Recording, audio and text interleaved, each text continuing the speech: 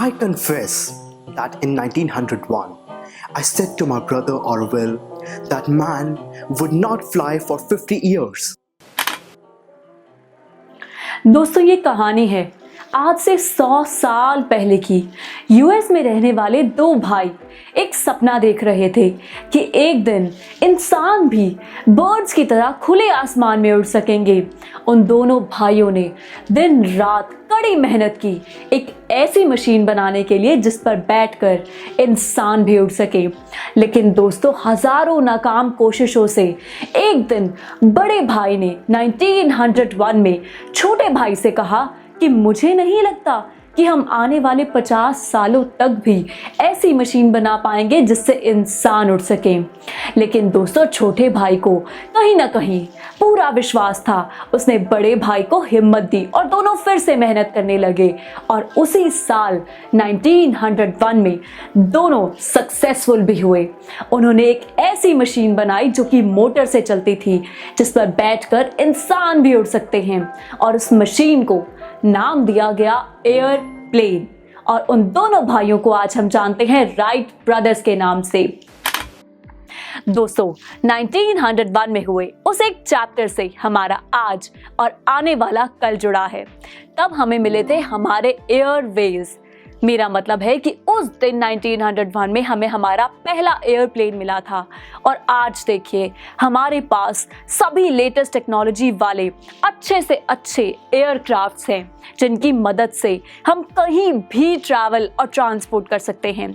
दोस्तों आज ना सिर्फ अपने देश में बल्कि किसी दूसरे देश में ट्रैवल करना भी आसान सी बात हो गई है, क्योंकि दोस्तों एयरवेज सबसे फास्टेस्ट मीन्स ऑफ ट्रांसपोर्ट हैं। साथ ही ये बहुत ही कंफर्टेबल और प्रेस्टिजियस भी हैं। इनफैक्ट दोस्तों इसे लैंड कैसी है इस बात से कोई फर्क नहीं पड़ता, क्योंकि इसे ट्रैवल ही एयर के थ्रू करना है। नीचे चाहे फॉरेस्ट हो, डेजर्ट, ओशन, लेक्स, माउंटेन्स, कोई भी फर्क नहीं पड़ता। दोस्तों ये बस अपनी पूरी गति के साथ चलता है और हमें एक जगह से दूसरी जगह काफ़ी कम टाइम में पहुंचा देता है। दोस्तों एयरवेज को अच्छे से समझने के लिए हम इन्हें फर्दर डिवाइड करते हैं दो कैटेगरीज में, जो कि हैं डोमेस्टिक एयरवेज और इंटरनेशनल एयरवेज। इनके बारे में एक एक करके बात करते हैं। डोमेस्टिक एयरवेज नाम ही हमें बता रहा है दोस्तों, ये वो एयरवेज हैं जो हम इंडिया के अंदर अपने ही देश के अंदर एक जगह से दूसरी जगह ट्रैवल करने के लिए यूज़ करते हैं। वैसे शुरुआती दिनों में दोस्तों जब हमारे पास ये एयरप्लेन्स बनने शुरू हुए थे, इनका यूज़ होना शुरू हुआ था, तब सिर्फ एयर इंडिया, अलायंस एयर और इंडियन एयरलाइंस जैसी कुछ कंपनीज ही ये फैसिलिटी प्रोवाइड करती थी। लेकिन दोस्तों वक्त के साथ जेट एयरवेज, इंडिगो जैसी कुछ कंपनीज ने भी इसमें हिस्सा लिया और वो भी अपनी फैसिलिटीज़ प्रोवाइड करने लगी। इनफैक्ट दोस्तों पवन हंस हेलीकॉप्टर्स लिमिटेड नाम की एक कंपनी है जो ऑयल और नेचुरल गैस को ट्रांसपोर्ट करने के लिए अपने हेलीकॉप्टर्स की फैसिलिटी प्रोवाइड करती है। जबकि वहीं दूसरी तरफ इंटरनेशनल एयरवेज वो होते हैं दोस्तों जो हम एक देश से दूसरे देश ट्रैवल करने के लिए यूज़ करते हैं। अब जैसे अगर मैं इंडिया में रहती हूँ और मुझे इंडिया से यूएस, यूरोप कहीं भी जाना है तो मैं इंटरनेशनल एयरलाइन से ट्रैवल करूँगी। इंडिया में ये सर्विस एयर इंडिया प्रोवाइड करती हैं।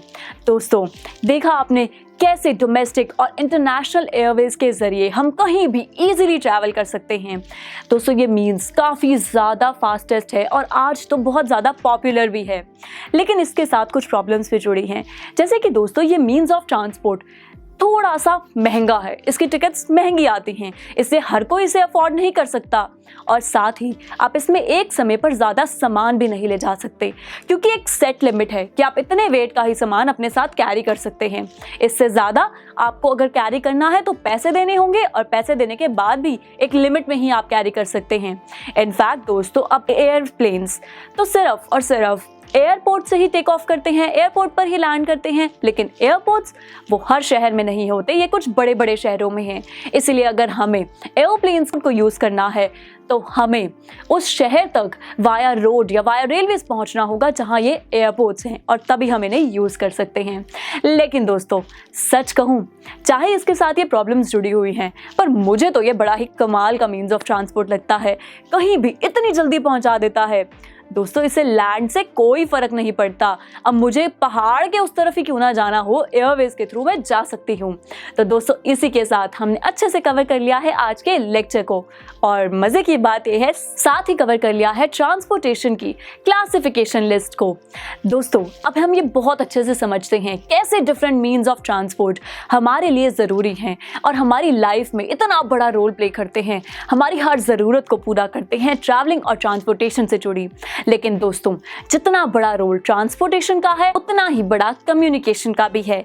क्यों और कैसे, ये पता लगाएंगे मिलकर नेक्स्ट लेक्चर में।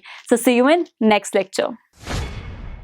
आई एम श्योर स्टूडेंट्स आपको ये वीडियो बहुत पसंद आया होगा, तो इसी तरह से एक मजेदार तरीके से अपने हर कॉन्सेप्ट को क्लियर करने के लिए डाउनलोड कीजिए PU Stack ऐप, जहां आपके लिए और भी कई सारे ऑप्शंस हैं, जैसे कि आपके लिए सैंपल पेपर्स हैं, back exercise solutions, step videos and much more. So what are you waiting for? Download the app now.